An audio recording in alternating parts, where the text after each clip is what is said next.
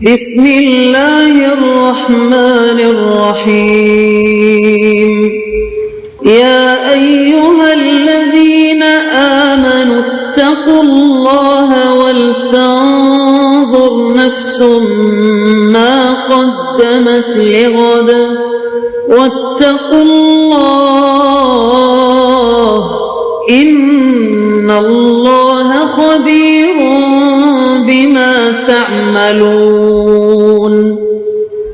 اے ایمان والو، اللہ سے ڈرتے رہو اور ہر شخص کو دیکھنا چاہیے کہ اس نے کل یعنی آخرت کے لیے کیا سامان بھیجا ہے، اور ہم پھر کہتے ہیں کہ اللہ سے ڈرتے رہو، بے شک اللہ تمہارے سب اعمال سے خبردار ہے۔ بسم اللہ الرحمن الرحیم، الحمد للہ رب العالمین، والصلاة والسلام على اشرف الانبیاء والمرسلین وعلى آلہ واصحابہ اجمعین ومن تبعہم بإحسان الى یوم الدین۔ قابل صد احترام حضرات شائقین و شائقات سچا پیغام، السلام علیکم ورحمۃ اللہ وبرکاتہ۔ آج کی محفل میراث النبی کے نورانی پروگرام میں آپ کا استقبال ہے۔ اہلا و سہلا مرحبا۔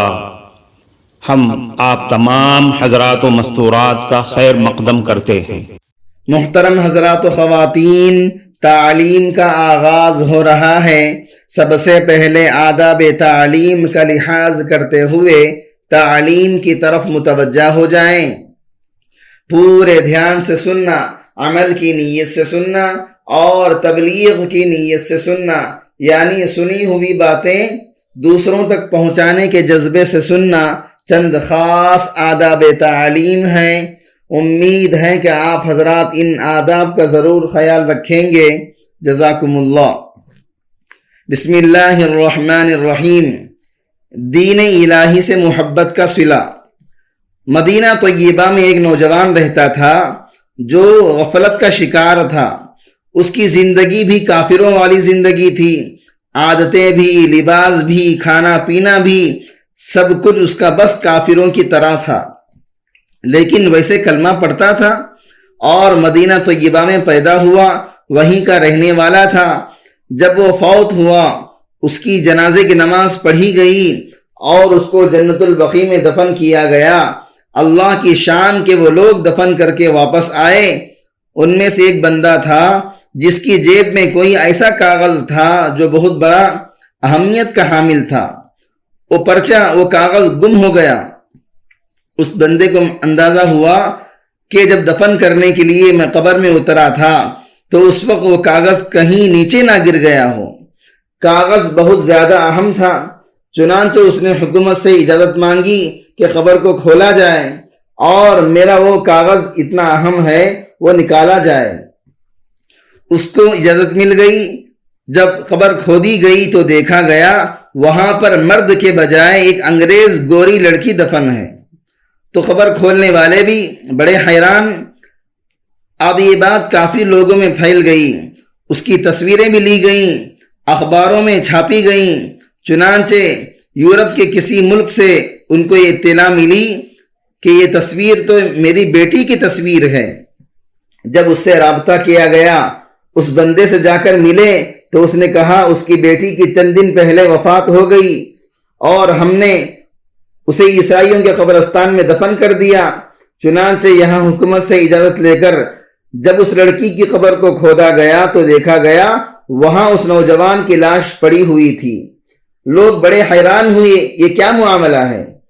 اس انگریز سے پوچھا گیا آپ کچھ جانتے ہو یہ کیا معاملہ ہے؟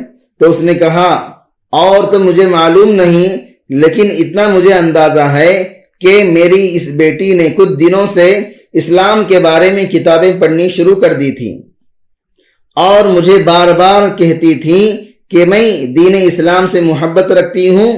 یہ بار بار کہتی تھی اور ہو سکتا ہے کہ اس نے کلمہ بھی پڑھ لیا ہو۔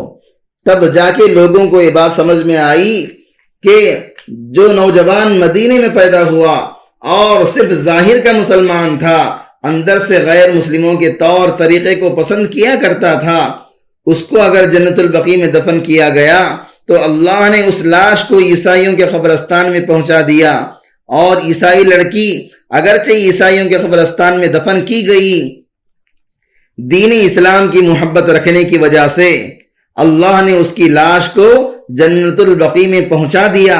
لہذا اگر ہمیں شوق اور تمنا ہے اور دل کی آرزو ہے کہ مقدس مقام پر حسن خاتمہ ہو، تو اسلام کی محبت اور اپنے خالق اور مالک کی محبت کو دل میں رچا بسا لیجئے۔ حضرت شبلی رحمت اللہ علیہ اللہ کی محبت میں فنا ہو چکے تھے۔ کتابوں میں لکھا ہے ایک مرتبہ ان کو مجنون سمجھ کر، دیوانہ سمجھ کر کسی نے پتھر مارا، جس کی وجہ سے خون نکل آیا۔ ایک آدمی دیکھ رہا تھا، اس نے جب خون نکلتا دیکھا تو کہا چلو میں پٹی باندھ دیتا ہوں۔ لہذا اس نے بچوں کو ڈرایا دھمکایا اور ان کے قریب ہوا۔ وہ دیکھ کر حیران ہوا کہ جو قطرہ بھی خون کا نکلتا ہے وہ زمین پر گرتے ہی اللہ کا لفظ بن جاتا ہے۔ وہ حیران ہوا کہ اس بندے کے رگ و ریشے میں اللہ تعالیٰ کی کتنی محبت سمائی ہوگی کہ خون کا جو خطرہ بھی زمین پر گرتا ہے وہ اللہ کا لفظ بن جاتا ہے۔ اس کے بعد اس نے زخم پر پٹی باندھ دی تھی۔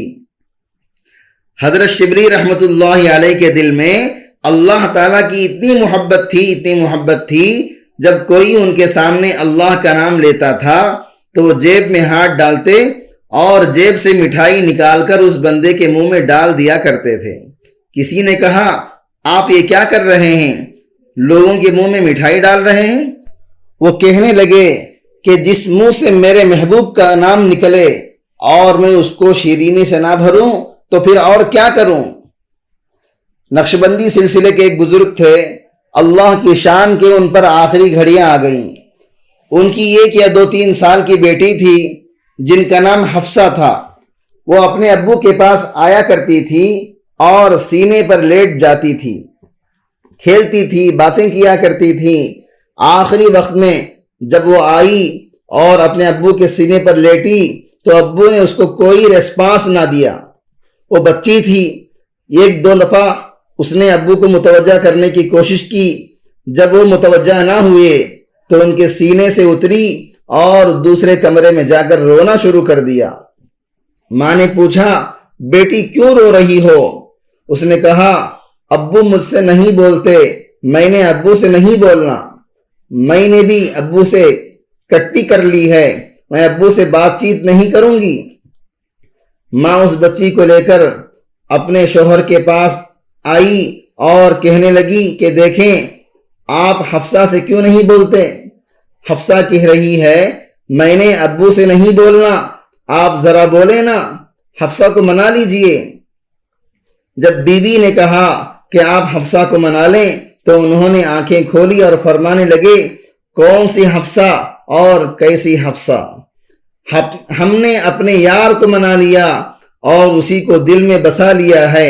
یہ کہتے ہوئے لا الہ الا اللہ محمد الرسول اللہ کلمہ پڑھا اور ان کی روح پرواز کر گئی۔ یہ اللہ والوں کی زندگی ہوتی ہے۔ آخری وقت میں بس اللہ کی محبت ان کے دل میں ایسی بھری ہوتی ہے کہ بس غیر کی محبتوں سے دل خالی ہو جاتا ہے۔ لہذا ہر بندے خدا کو چاہیے کہ ذکر و فکر اور مراقبے کے ذریعے دل کو اللہ کے ساتھ اس طرح مربوط کر لے کہ اس شعر کا مصداق بن جائے، یاد میں تیری سب کو بھلا دوں، کوئی نہ مجھ کو یاد رہے، سب خوشیوں کو آگ لگا دوں، غم سے تیرے دل شاد رہے۔ محترم ناظرین کرام، اس دینی اور ایمانی بیان کو سننے کے دوران ہی اس کو لائک کر دیجئے اور شیئر بھی کر دیجئے تاکہ دوسرے بھی اس سے فائدہ اٹھا سکیں۔ اللہ آپ کو جزائے خیر عطا فرمائے۔ حضرت یوسف علیہ السلام کے زمانے میں گندم کی کمی تھی، حکومت نے گندم یعنی گیہوں اسٹور کی ہوئی تھی اور دینے کے لیے حضرت یوسف علیہ السلام کا حکم چلتا تھا۔ انہوں نے کارندوں کو کہا ہوا تھا کہ اگر کوئی آئے تو اتنی قیمت لینا اور اس کے بدلے ہر بندے کو اتنی گندم دے دینا۔ ایک نوجوان آیا کہ گندم چاہیے، لوگوں نے دستور کے مطابق اس کو دے دیا۔ وہ کہنے لگا جی اور بھی چاہیے۔ انہوں نے کہا بھائی ہم تو ایک قانون کے مطابق دیتے ہیں، تجھے اگر زیادہ چاہیے تو پھر حضرت یوسف علیہ السلام کے پاس جا، ان کے اختیار میں ہے، وہ جس کو چاہے جتنا دے دے۔ وہ نوجوان حضرت یوسف علیہ السلام کے پاس آیا، حضرت مجھے اور بھی گندم چاہیے۔ انہوں نے دلوا دیا۔ وہ کہنے لگا حضرت مجھے اور بھی چاہیے۔ حضرت نے کہا او خدا کے بندے، اتنی گندم انہوں نے بھی دی اور اتنی گندم میں نے دلوائی، اور بھی مانگتا ہے، تیرا جی نہیں بھرتا؟ اس نے کہا حضرت آپ کو پتہ چل جائے کہ میں کون ہوں تو آپ مجھے اور بھی زیادہ دیں گے۔ جب اس نے یہ الفاظ کہے تو حضرت یوسف علیہ السلام متوجہ ہوئے اور پوچھا تو کون ہے؟ اس نے کہا حضرت جب زلیخا نے آپ پر بہتان باندھا تھا تو جس چھوٹے بچے نے آپ کی پاک دامنی کی گواہی دی تھی وہ چھوٹا بچہ میں ہی ہوں، اب بڑا ہو کر جوان ہو گیا ہوں۔ حضرت نے جب یہ بات سنا تو اتنا پیار آیا، اس بچے کو سینے سے لگایا اور اس کو گندم بھی دلوائی اور انعام بھی دلوایا، بلکہ لوگوں کو کہا کہ اس کو گھر پہنچا کے آؤ۔ جب لوگ اس کو گھر پہنچانے کے لیے گئے، اللہ تعالیٰ نے یوسف علیہ السلام پر وحی نازل فرمائی، اے میرے پیارے پیغمبر آپ نے اس نوجوان کا بڑا ہی اکرام کیا۔ تو حضرت یوسف علیہ السلام نے عرض کی اے اللہ یہ وہ نوجوان ہے جس نے میری پاک دامنی کی گواہی دی تھی، آج یہ جب میرے سامنے آیا تو میرا جی چاہا کہ میں اتنا دوں جتنا میں دے سکتا ہوں۔ اللہ تعالیٰ نے فرمایا اے یوسف گواہ رہنا، اس نے آپ کی پاک دامنی کی گواہی دی، جب وہ آپ کے پاس آیا آپ نے اتنا دیا جو آپ کے مقام کے مناسب تھا، تو میں پروردگار ہوں، میں کہتا ہوں جو بندہ دنیا میں میری وحدانیت کی گواہی دے گا جب قیامت کے دن میرے سامنے آئے گا میں بھی اس کو اتنا دوں گا جو میری شان کے مناسب ہوگا۔ یہ ہے محبت خدا کی ایک جھلک کہ صرف توحید پر اپنی شان کے مطابق عنایت کریں گے، تو اگر توحید کے ساتھ دل محبت سے بھی جھلک رہا ہو تو کس قدر نوازا جائے گا اندازہ نہیں لگایا جا سکتا۔ کفارہ مجلس کی دعا پڑھ لیجئے۔ سبحانک اللہم و بحمدک اشہد ان لا الہ الا انت استغفرک و اتوب الیک۔ معزز حضرات و خواتین، ہم آپ کے بے حد شکر گزار ہیں کہ آپ نے محفل میراث النبی صلی اللہ علیہ وسلم میں شرکت کے لیے اپنا قیمتی وقت فارغ کیا ہے۔ اللہ تعالیٰ آپ کو خوش و خرم رکھے، آمین۔ جو حضرات نئے ہیں وہ سچا پیغام چینل کو سبسکرائب کر کے وہاں پر لگی گھنٹی کے نشان کو ضرور دبا دیں تاکہ آپ کو ہمارے ہر ضروری اور مفید پروگرام کی اپڈیٹس ملتی رہیں، اور ہمارا ہر پروگرام لائک کرنے کے ساتھ ساتھ دوسروں کو شیئر بھی کرتے رہیں۔ اس سے آپ کو صدقے کا ثواب ملے گا، کیونکہ حدیث کے مطابق اچھی باتیں پھیلانا صدقہ ہے۔ اللہ تعالیٰ آپ کو خوب جزائے خیر عطا فرمائے۔